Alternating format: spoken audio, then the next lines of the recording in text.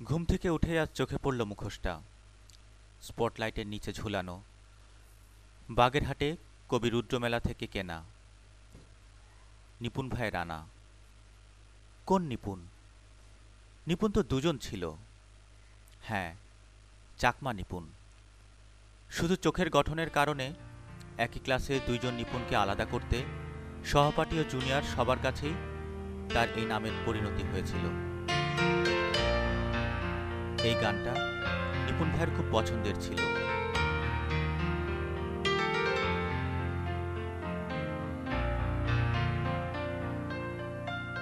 ভেসে যায় আদরের নৌকো, তোমাদের ঘুম ভাঙে। আর মেইনলি ওর সাথে আমার ইন্টিমেসিটা তৈরি হয়েছিল অনেকটা কবিতাকে কেন্দ্র করে। ও তো খুবই কবিতা নিয়ে তো ওর খুব বেশি ফ্যাসিনেশন ছিল, যে ও চাইতো যে ভার্সিটিতে একটা কবিতার সংগঠন গড়ে উঠুক। হ্যাঁ, এমনিতেও ইন্টিমেসি ছিল, কিন্তু ধরো কবিতা নিয়ে অনেক আলোচনা হতো দুজনের মধ্যে, আবৃত্তি নিয়ে কিভাবে ভার্সিটিতে এটাকে আরো বেশি জনপ্রিয় করা যায় সবার মধ্যে।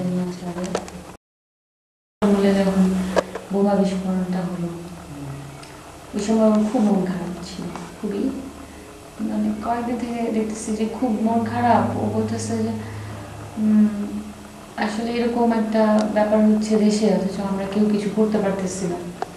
জিনিসটাকে খুব টাচ করতেছিল। তারপর বললো যে আমরা একটা অনুষ্ঠান করি, কবিতার মাধ্যমে যদি কিছু প্রতিবাদ জানানো যায়। তারপর তো অনুষ্ঠানটা অনেক কষ্ট করে করা হয়েছে, কারণ আবৃত্তির শিল্পী পাওয়াটাও কিন্তু খুব টাফ ছিল তখন। সবাই তো এত আগ্রহ দেখাতো না। আমাদের ডিসিপ্লিনের অনেকে খুব হেল্প করছে, আবার যারা আবৃত্তি করতে অনেক সিনিয়ররা ছিল, দেখা যেত কি যে একদিন আসছে আরেকদিন আসে নাই। খুব একটা দায়িত্ব ছিল না। তো ওই অনুষ্ঠানটা করা না একমাত্র নিপুণ বলেই সম্ভব হয়েছে, কারণ ওর এত ধৈর্য নিয়েও করছে, একদম সবসময় সিনিয়রদেরকে টেনে টেনে নিয়ে এসে, মানে এক সময় কিন্তু হতাশ হয়ে যেত, মাঝে মাঝে খুব হতাশ হয়ে যেতাম আমরা, যে মনে হয় অনুষ্ঠানটা করা সম্ভব হবে না। শেষ পর্যন্ত তো খুবই ভালোভাবে হয়েছে। প্রথম অনুষ্ঠানটা নিশ্চয়ই মনে আছে তোমাদের? খুবই সুন্দর একটা অনুষ্ঠান। আমার মনে হয় এখনো পর্যন্ত ওইটাই ভার্সিটির সবচেয়ে সুন্দর অনুষ্ঠান ছিল, কবিতার উপরে যত অনুষ্ঠান হয়েছে।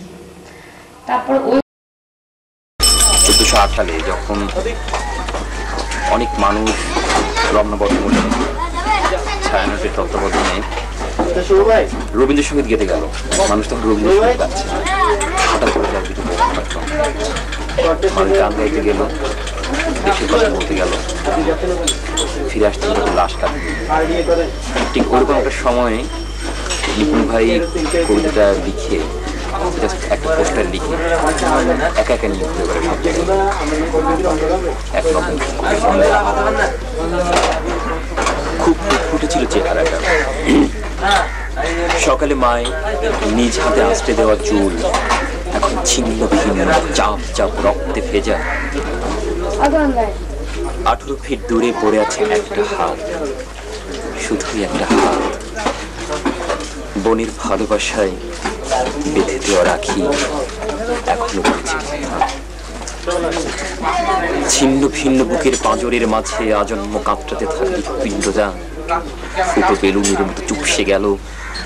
এই তো অল্প কিছুক্ষণ আগে ছিন্ন ভিন্ন হয়ে যাওয়া ফুসফুস রক্ত, ঘাস আর বারুদে মাখামাখি।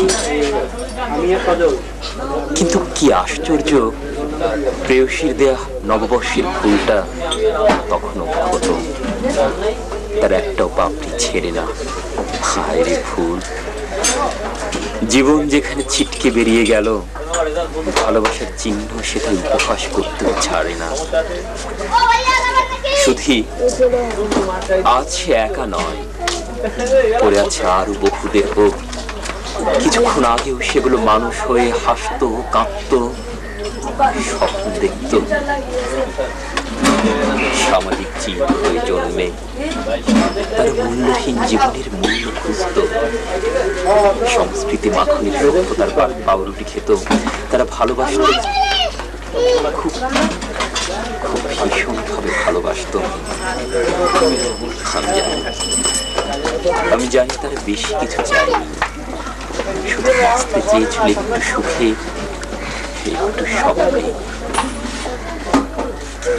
পারল না, কেন চোখ পারল না? আমি এক নপুংসক কবি, বিশ্বাস করুন শুধু আমি নপুংসক।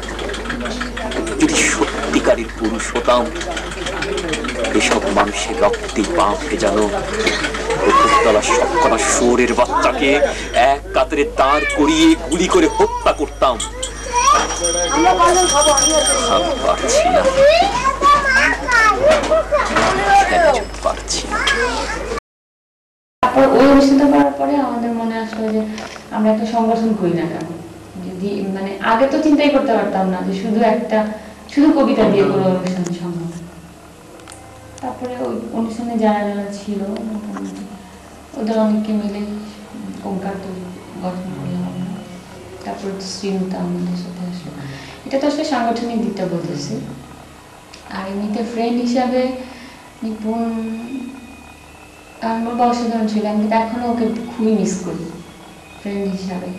আমার মনে হয় এমন একটা দিনও নাই যে ওর কথা মনে পড়বে, কারণ এত হাসি খুশি ছিল, এত লাইভ, এত আড্ডা দিতে পছন্দ করতো।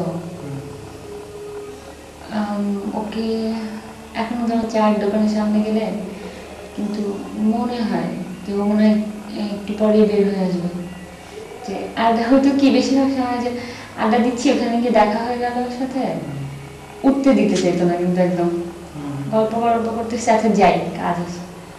দেখা যেত যে প্রায় সময়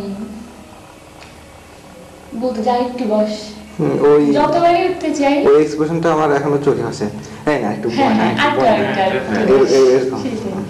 ওই জিনিসটা এটা কিন্তু খুব মিস করি এখন। চায়ের দোকানের সামনে গেলেই মনে হয় যে হয়তো নিপুণ থাকলে এখন অনেক বেশি ভালো লাগতো। কিংবা ধরো আমরা যদি সবাই মিলে আড্ডা দিতে বসি, তখনও কিন্তু ওর উপস্থিতিতে মানে অনুপস্থিতিটা খুব বেশি চোখে লাগে। কারণ যে কোনো আড্ডায় ও এত বেশি লাইভ ছিল, মানে আমাদের ইয়েতেও কিন্তু চলে আসে। এখনো হয় যে আমরা সবাই মিলে আড্ডা দিতে বসলে কিছুক্ষণ পরে আমাদের প্রসঙ্গটা না ওদিকে চলে যায়, যে নিপুণ, কাউসার, রাসেল এইদিকে চলে আসে। একদম এন্ডিংটা কেন জানি না এখনো পর্যন্ত ওদেরকে নিয়েই হয়। ছিল কি ওর যে ব্যাপারটা ছিল সেটা হচ্ছে মানে চিন্তা ভাবনা, ডাইভার্সিটি, নতুন কিছু চিন্তা ভাবনা করে। নতুন কিছু চিন্তা ভাবনা মানে এরকম না একেবারে নতুন কিছু, এরকম না হইতে পারে। পুরোনো একটা জিনিসে নতুন ভাবে চিন্তা ভাবনা করা। একটা পুরোনো জিনিস আমি চিন্তা করতেছি না, ডেমোলিশ হয়ে যাচ্ছে, আবার ওটা নতুন ভাবে চিন্তা করা, উঠায় নিয়ে আসে, এরকম চিন্তা